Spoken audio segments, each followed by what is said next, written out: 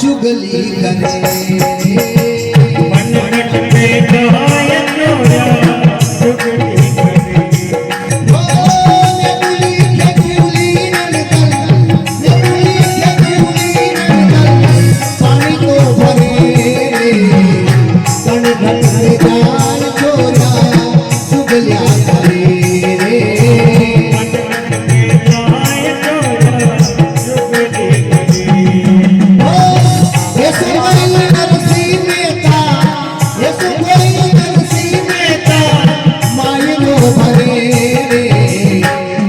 की जाई छोरी ने कापड़ो दिए हरे की छोरी ने कापड़ो दिए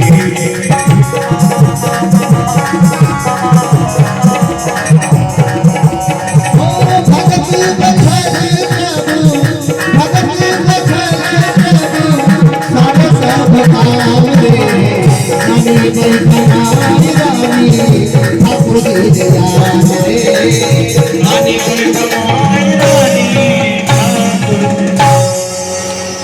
महाराज नरसिंह मेहता ने 56 करोड़ को मायरो भरियो, लेकिन फिर भी लोगों की भूख नहीं मिटी। 56 करोड़ का मायरा भरने के बाद भी लोग बुराई कर रहे हैं। अरे मारी काल की जाई छोरी ने कापड़ो नहीं दी दो। 56 करोड़ का मायरो भरियो तो कोई बड़ी बात थोड़ी है। अरे छोटी छोरी है, कल जन्म लिया बेचारी ने, उसको एक खोलके का कपड़ा नहीं दिया, तो ऐसा मायरा भरने से किस काम का महाराज? कोई काम का नहीं, वो 56 करोड़ का मायरा भरना। और यहाँ मीराबाई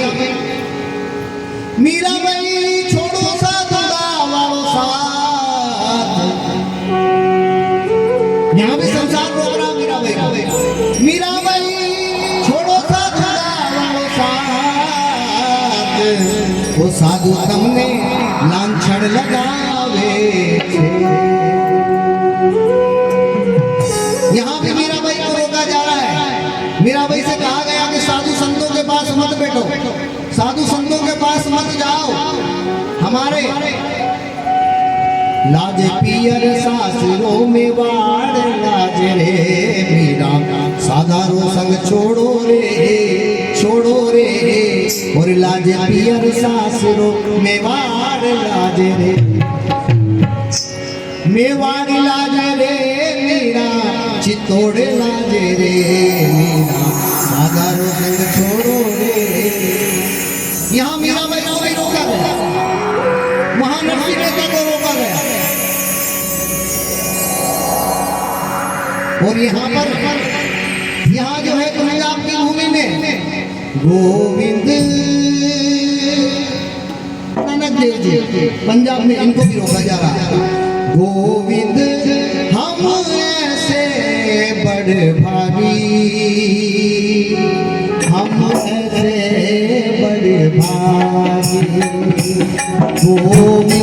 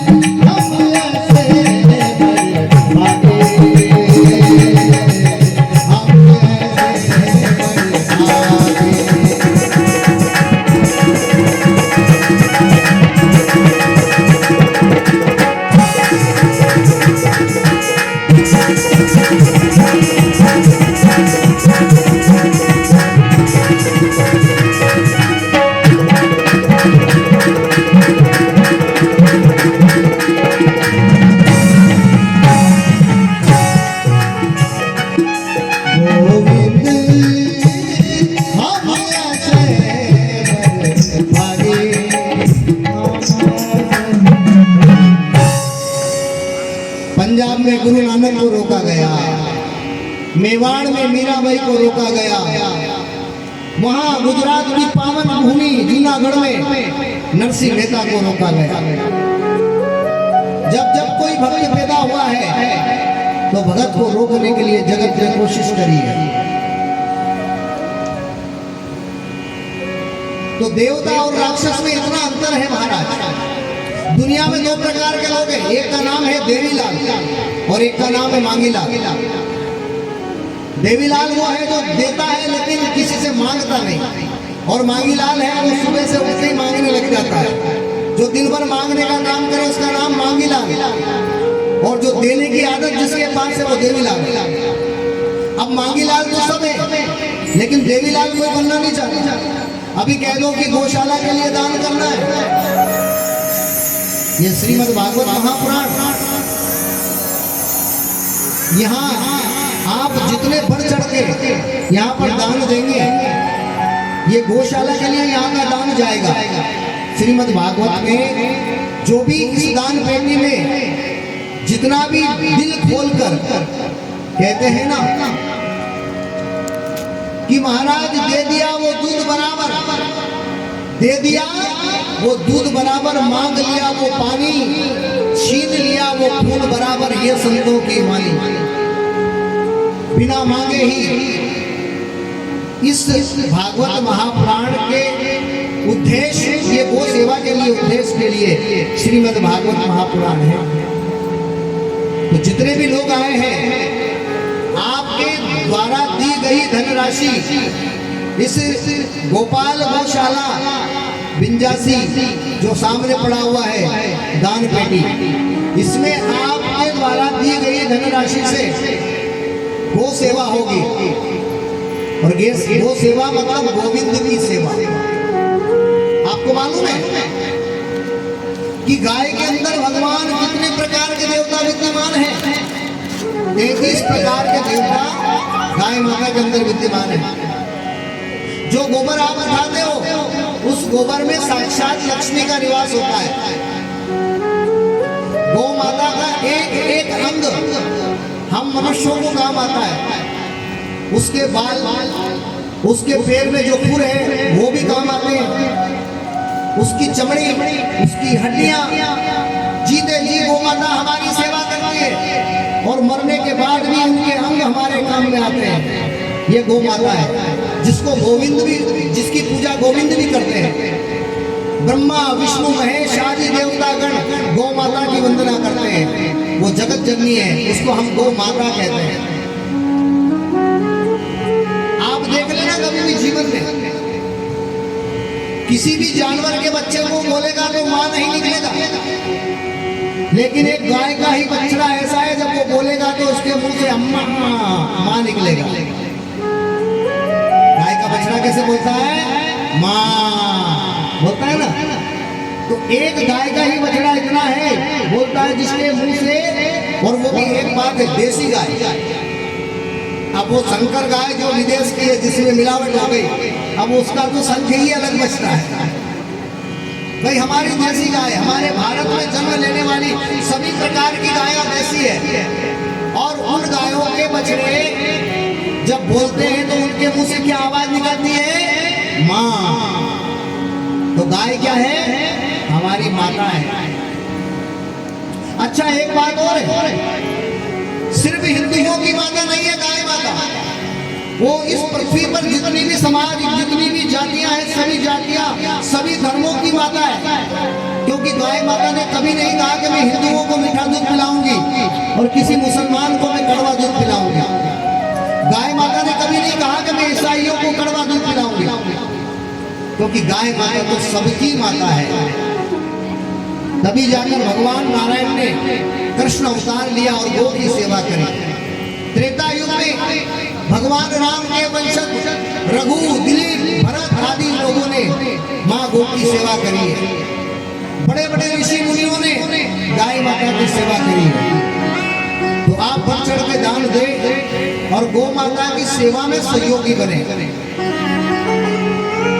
भाई आपके द्वारा दिया गया दान गौ सेवा में काम आएगा, और गौ को आप जो भी अनाज डालोगे, जो अगर ग्रहण करेगी तो वो 33 प्रकार देवताओं के पास में वो भोजन पहुंच जाएगा। ये गौ सेवा का महत्व है। तो भक्त लोग हैं, उन्हें परेशान किया गया। प्रश्न किया राजा परीक्षित ने सुखदेव महाराज से, महाराज सुखदेव, आपने प्रथम भगवान ने अवतार लिया वराह अवतार। तो वराह अवतार में दो भाइयों ने राक्षस वंश में जन्म लिया। एक का नाम था हिरण्याक्ष, दूसरे का नाम था हिरण्यकश्यप। हिरण्याक्ष को तो भगवान ने वराह रूप धारण करके मार डाला, लेकिन हिरण्यकश्यप का क्या हुआ महाराज? उस हिरण्यकश्यप की कथा भी हमें श्रवण करना है। धन्य हो राजन, तुमने दुनिया की भलाई के लिए, दुनिया के उद्धार के लिए अति उत्तम प्रश्न पूछा है। आइए हिरण्यकश्यप का चरित्र में तुमसे कहता हूं। अंदर रखिए माता, अंदर।